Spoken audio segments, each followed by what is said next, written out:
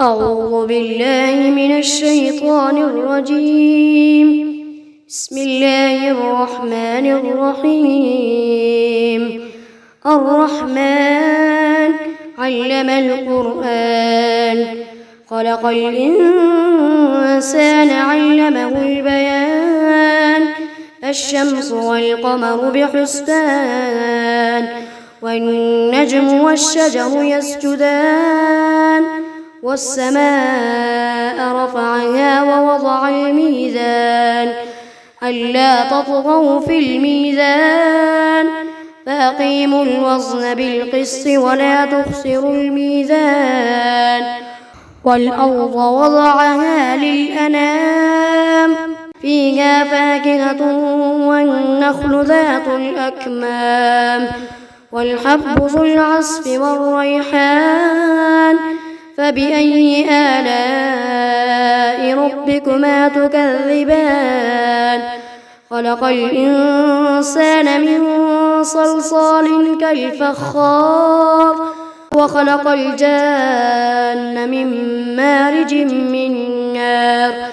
فبأي آلاء ربكما تكذبان؟ رب المشرقين ورب المغربين. فبأي آلاء ربكما تكذبان؟ مرج البحرين يلتقيان، بينهما برزخ لا يبغيان. فبأي آلاء ربكما تكذبان؟ يخرج منهما اللؤلؤ والمرجان. فبأي آلاء ربكما تكذبان؟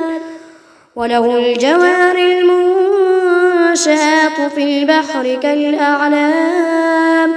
فبأي آلاء ربكما تكذبان؟ كل من عليها فان، ويبقى وجه ربك ذو الجلال والإكرام. فبأي آلاء ربكما تكذبان؟ يسأله من في السماوات والأرض، كل يوم هو في شأن. فبأي آلاء ربكما تكذبان؟ سنفرغ لكم أيها الثقلان.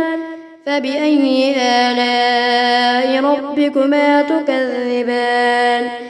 يا معشر الجن والإنس إن استطعتم أن تنفذوا من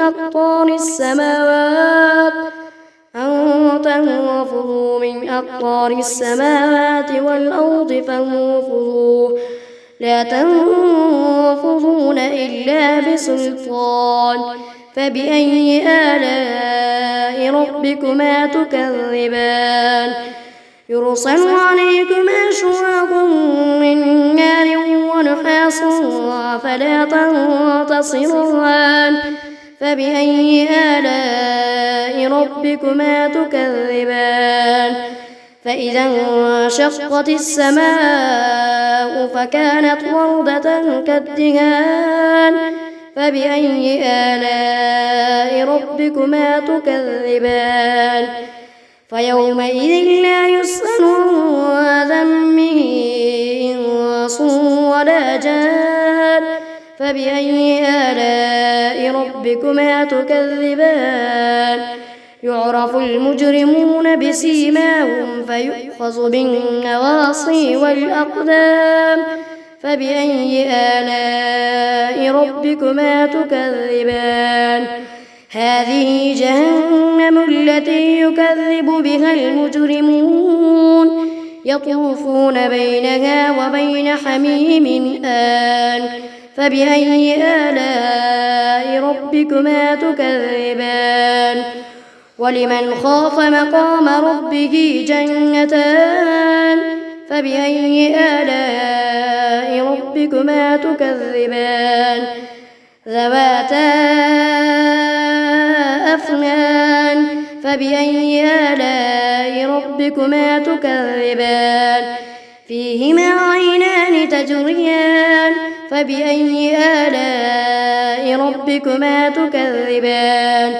فيهما من كل فاكهة زوجان فبأي آلاء ربكما تكذبان متكئين على فرش بطائنها من استبرق وجنى الجنتين دان فبأي آلاء ربكما تكذبان فيهن قاصرات الطرف لم يطمثهن إنس قبلهم ولا جان فبأي آلاء ربكما تكذبان كأنهن الياقوت والمرجان فبأي آلاء ربكما تكذبان هل جزاء الإحسان إلا الإحسان فبأي آلاء ربكما تكذبان